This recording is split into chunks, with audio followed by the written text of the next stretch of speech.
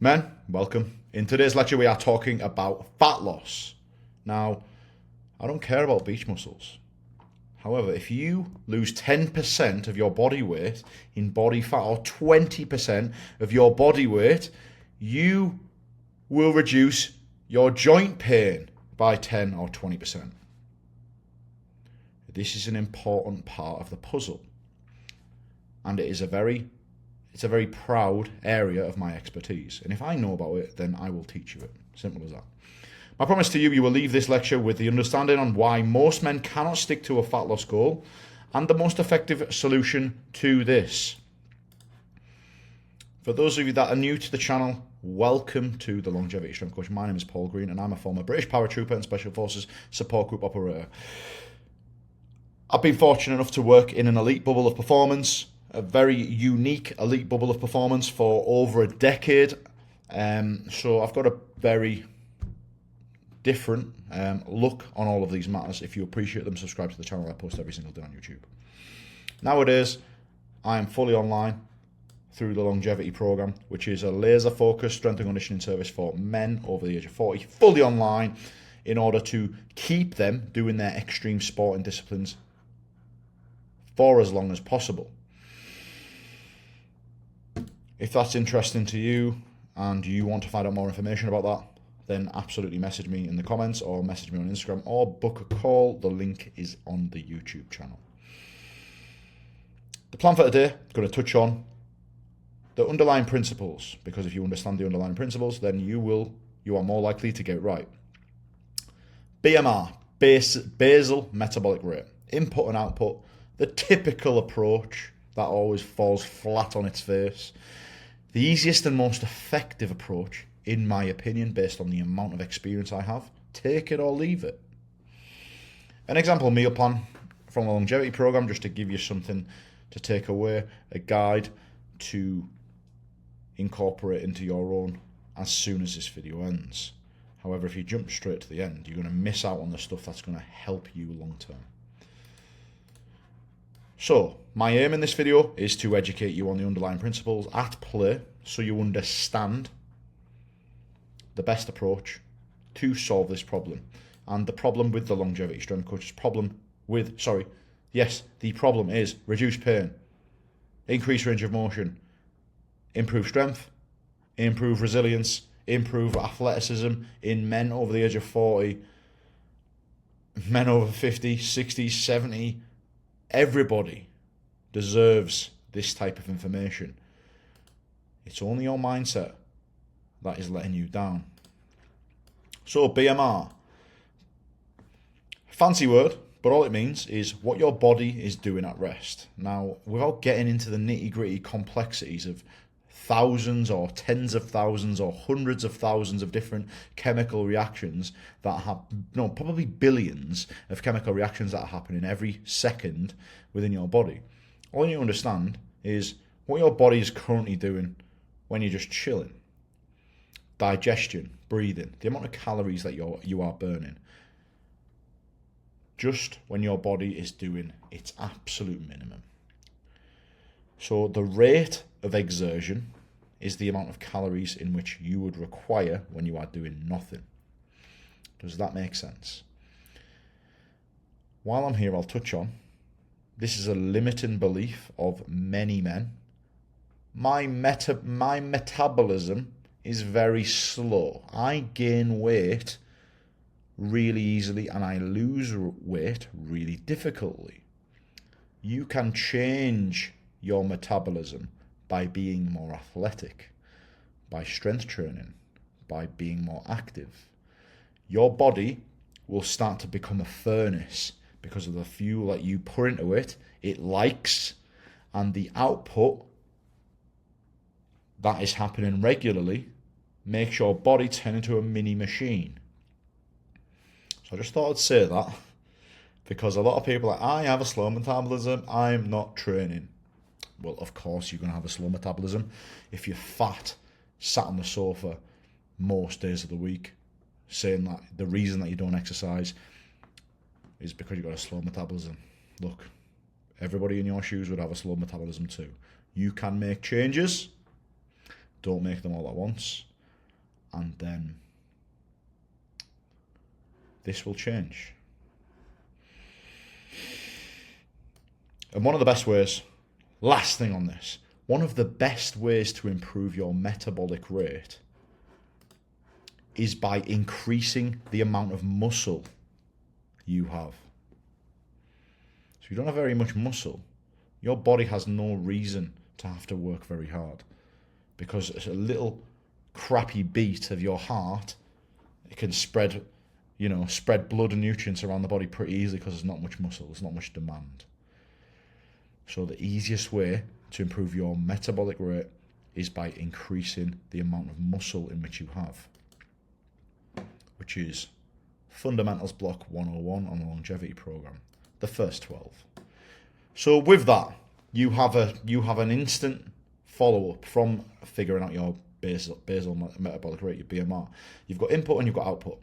Input is everything that you put in your mouth, whether that's food or drink, and the amount of calories that contains. And then from that, the amount of macronutrients that that food contains. Now, if you have a performance-related goal or you have a weight loss-related goal, and you are training and you are active, your input needs to fulfill the amount of output that you're doing. That gets us on output. Very straightforward. Doesn't have to be complicated. Too many people in this world overcomplicate things because they haven't got a clue. A really good person who knows their stuff should be able to package it to you in the most simple way possible. Output is everything that we do needs to be brought into that equation. Do we conduct X amount of strength training sessions per week? Do we walk? Do we do cardio? All of this comes into that puzzle. And then you have a number for your output and an overall calorific requirement. And from that, that will dictate how much food you need to eat. Does that make sense? All that matters is input and output. Which brings me on to the typical approach. When people have had enough, they look at themselves in the mirror and year over year, their midline is looking worse. They start growing more chins. Their face just looks miserable. They're just gaining weight. Slowly and year by year, they're just gaining weight in the wrong places. They will have had enough. They will do some research on the internet on what to do about it. And then they will decide, okay, I'm going to put my details into a calorie calculator, which everybody should do, and they are going to do this weight loss mission. And then they have an option of how much weight do you want to lose? Well, the obvious answer to that is as much weight as possible. And with that, your BMR, which is, let's say, 2,000 calories, gets reduced when you put as much weight as possible to about 1,200. So your output was low because you're lazy and you wanted to lose weight, and now your input is low, which means performance is low, which means very hard to stick to. Most men are not active, they don't train, and then when they go on these weight loss missions, because they aren't active, they have to reduce their calories even further than anybody that is active in order to lose weight.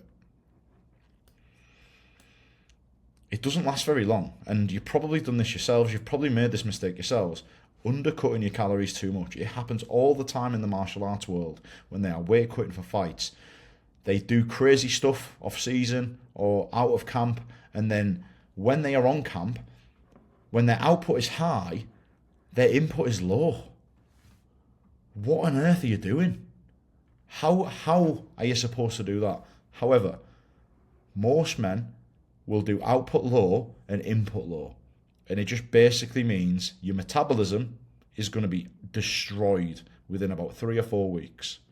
And if that doesn't put you off, your head's just going to be gone. It's just not effective long term. And if it's not effective long term, then what are you doing it for? So this is my opinion, and this is what I do on the longevity program.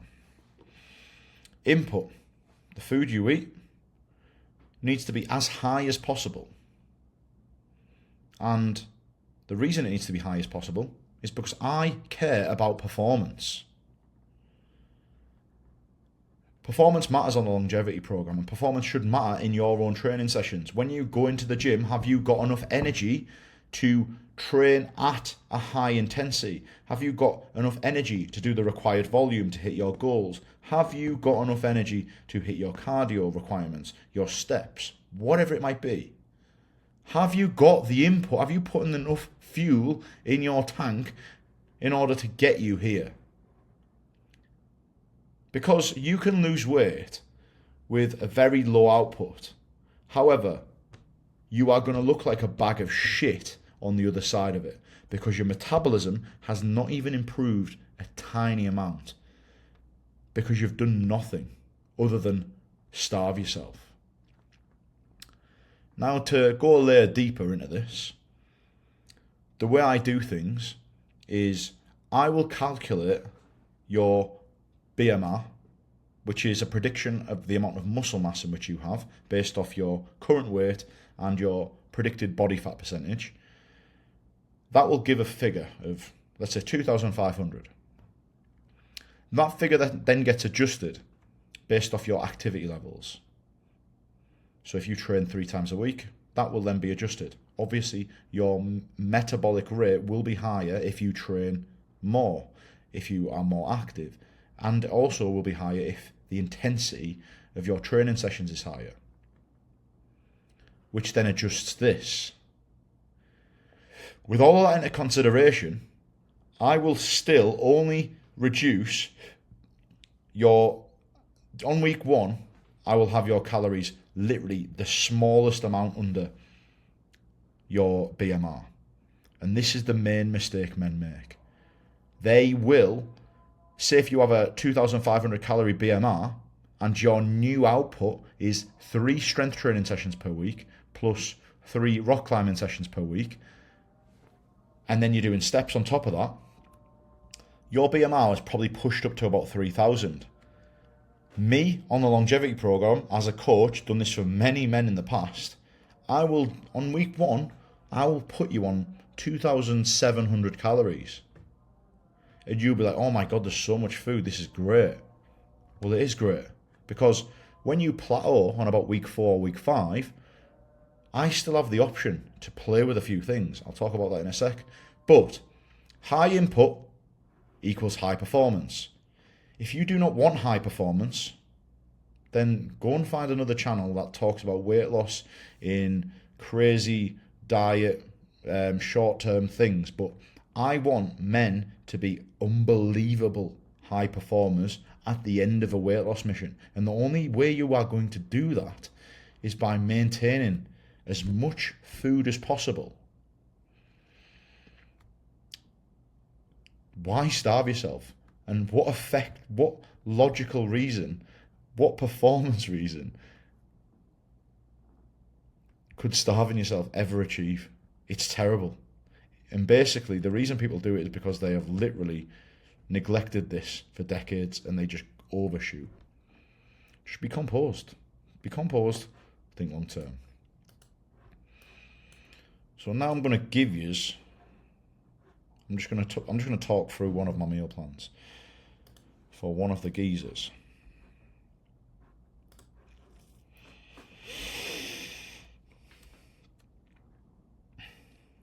And then I'm going to bring it back to reality. Because it's all good me giving you this here. I can show you a meal plan, right? Look at his calories. This guy is, look, start weight 101, 95. You can see his data here. He's on 6 weeks, and he's lost a kilo a week. 2,789 calories a day. Right? Absolutely unbelievable. Like, I've left I haven't touched his calories once in 6 weeks. Now, this may not be the case for you. However, start the calories high, then performance will be high in the gym, building more muscle, the basic basal metabolic rate is actually improving, and the weight will come down. But one of the key benefits to keeping the calories high is you have the flexibility later on down the line when you plateau to reduce it. Reduce it in the most subtle way possible. Reduce it by 10%. But you don't have to go straight to food. So I'm going to start scrolling down here. Greens to start things off. This geezer doesn't like veg, doesn't like fruit. So he's got one of the best green supplements on the market to start things off. He's got a very generous coffee, which I cannot wait to get rid of, which is 100 calories. I can't wait to get rid of his sugar on that. Anyway, you can see the point. He's eating a lot of food. Oats, protein powder, peanut butter as well. Again, I'll be stripping the peanut butter back if I need to. However, he's losing weight, so I don't need to change anything. He's got a shake there, 400 calories. Happy days. He's got a couple of options here. Pretty basic, very digestible foods: chicken breast, pasta, cheddar cheese. And then he's got a beef one, bolognese sauce and rice. And he's got a salmon one. Pre-gym pretty much remains the same. I want him to have a lot of carbs in his system to fuel his performance in the gym. Simple and complex carbohydrates. Simple will help him out at the start of his session. Complex carbohydrates will help him out at the latter parts of his session. Just a shake to tide him over after the gym session finishes. And then he's got his meal 3. Again, pasta, sauce, chicken breast, or he's got the beef or the salmon option I mentioned previously. And that's him.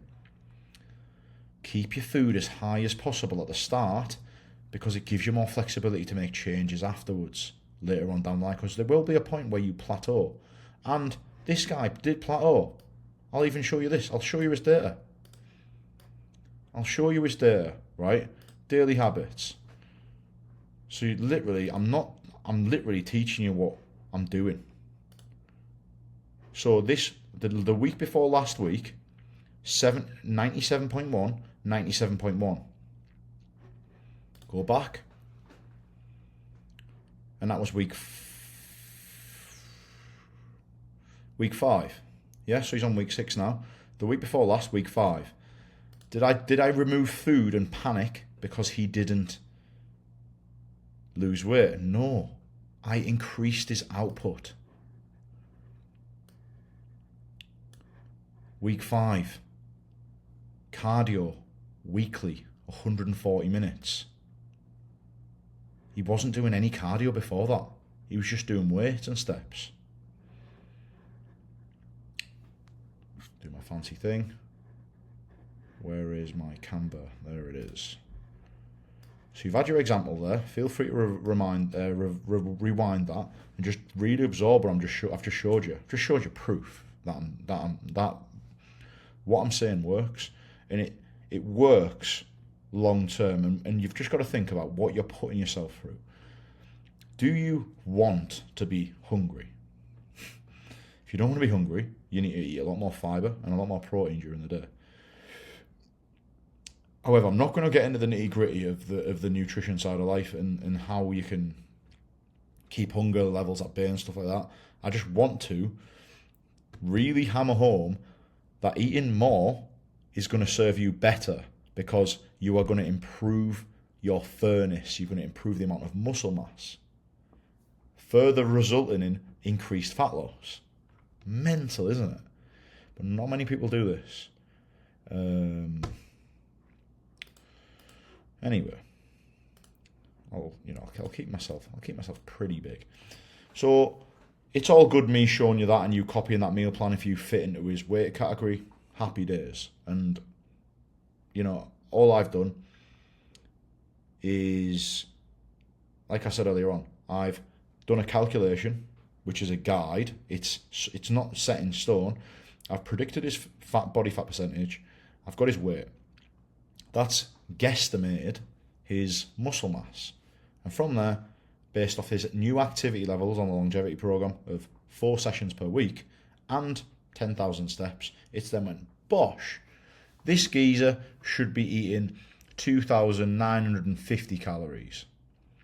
And I'm like, sound. Me as his coach, I then reduce that by a tiny amount. And then that's it. I reduce it by a tiny amount because it gives me the freedom and the flexibility to tweak things slightly when he doesn't lose weight. However, when do I pull food lower if he doesn't lose weight? Well, what do? Well, I've got options. And the more options you have when things stay the same, the better. If you just reduce the food by half, you don't have many options, because there's no way you're going to be able to increase cardio when you're on 1,000 calories a week, 1,000 calories a day. There's no way you're going to be able to increase your gym sessions. You don't have that level of flexibility because you've undercut the food. You've undercut your energy. You're working at 50%. So what I do, when somebody doesn't lose weight, the first thing I do is increase their weekly cardio. I increase their output. Because we are men, we like to eat food. And then there's going to be a point later on down the line where he's like, okay, he's now 95, 96, 94, maybe 94 for 2 weeks on the trot. Cool. I'll look at his photos. Has he made a significant change in the right direction? No. I could add more steps. I could add a little bit more cardio. However, at that point, I then have a decision. Do I want to reduce food slightly? And if you look at his meal plan, there is a lot of things I could change to take 250, 300 calories out of that day. And he would barely notice. And that's the art to this. It's a numbers game, but you're thinking long term. And you can do it in a very sneaky manner. So hopefully you appreciate what I'm talking about here. I really want you to understand how you can do this for yourselves, because when you know this, class, it's so easy to lose weight. And I've had people on the program before that gaining weight. I can tell you straight away, gaining weight is so much harder than losing weight. Losing weight, you can skip a meal and it's fine because you're in a deficit. That's the goal, right? But gaining weight, you cannot skip a meal even if you're not hungry. Anyway, that's a separate video. Just to wrap it up, gentlemen, hopefully you appreciate this video, and if you've got any experience on any of these matters, absolutely bring them to the party. Gentlemen, this channel has got so many nerds, so many people that are curious about all this stuff. You know, one of the beauties of my experience, my knowledge, is other people's experience that I've worked with. I've worked with a lot of men, a lot of elite performing men, but also a lot of people that are injured, a lot of people that are overweight. And some of the best things I've learned is through their experience, sometimes through their mistakes. So absolutely share your issues and share your stories in the comments. So, fill in the gaps here, the concluding thoughts. Weigh yourself daily if you're doing this type of thing, because more data, if you weigh yourself once on the start of the week and once at the end of the week, you could have like gained weight and dropped off once. It's just not enough information. You need more information to make a better decision. More data means more decisions. Follow a meal plan. Follow a meal plan. Make sure that it's strict, right? Follow it. You know your numbers. You know your output requirements. You've got your input, and you're just following it. And just see what happens. Be strict. Prep your meals. And the next one, take photos of yourself weekly. You may think that you've lost weight. Your missus may think that you've lost weight. However, just get the photos done. Same day, same lighting, in the same location. Take the photos. Because sometimes your weight might not drop off. However, your photos show that you've gained muscle. Remember, there's two things happening at the same time here. You are gaining muscle and you are losing weight.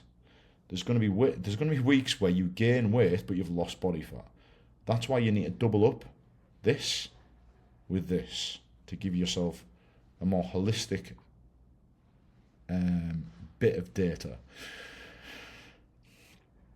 Don't make adjustments if you don't need to. There's been many times when I'm coaching some of the guys and I'm enjoying the fact that he's dropping weight every week, and I'm dying just to add cardio in, just because I want him to lose weight faster and get better results. No, do not do that, because that is an option later on down the line. I wanted to add cardio in week 2, week 3 with that guy that I've just showed you. I wanted to. I didn't. Why would I? Why would I add extra dramas when he's hitting the right numbers? And the right numbers, if you're doing this properly, is body weight reduction of 1% per week. If you're heading on that, you're doing things the proper way, the more effective way, the way that is going to achieve high performance, improve your strength, and reduce your body weight slowly, and improve your muscle mass. A lot of detail in this, gentlemen. Hopefully you appreciate it. Fat loss. One of the easiest ways to reduce pain in the joints. If your body weight is less and you are stronger, you reduce pain. And that's without getting into the nitty-gritty exercises that I often preach on about on the longevity program. If you appreciate this, gentlemen, leave us a like, subscribe to the channel, and share your stories in the comments as well. I'd love to know your experience with this stuff.